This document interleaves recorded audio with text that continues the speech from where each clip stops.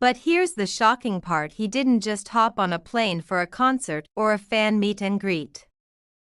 Jungkook took a 9-hour flight, all the way from South Korea to another country, not for work but because his boyfriend missed him. Yes, you heard that right. Jungkook, despite his busy schedule, his global fame, and countless commitments, boarded a flight simply to be with someone he cared about. But what really makes this story even more intriguing is the reason why and how it wasn't the first time he'd made such a gesture.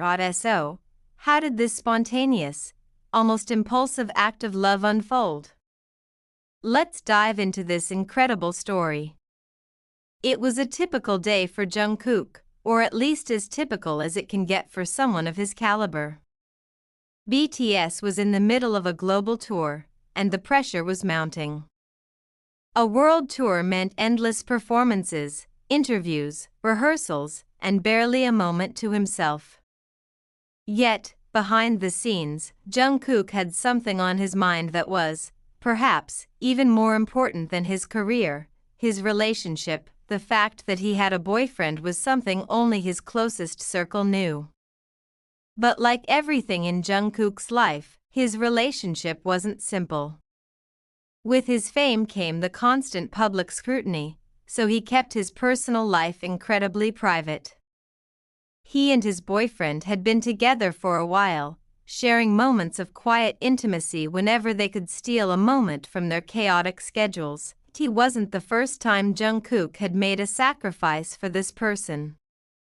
He'd missed countless events and sacrificed even more moments of personal freedom just to keep his relationship intact. But this time, this particular instance was different. It wasn't about work. It wasn't about obligation. It was simply about love. One evening, while Jungkook was in the middle of a rehearsal for BTS's upcoming concert in Tokyo, he received a text. It wasn't a message from his manager or the team handling his schedule. No, it was a message from his boyfriend. "I miss you." A few simple words. But in that moment, those words felt heavy. The kind of weight only someone who truly understands the demands of Jungkook's life can grasp. His boyfriend, who had been patiently waiting for Jungkook's time and attention amidst his relentless tour schedule, had finally cracked. It wasn't just about being apart physically.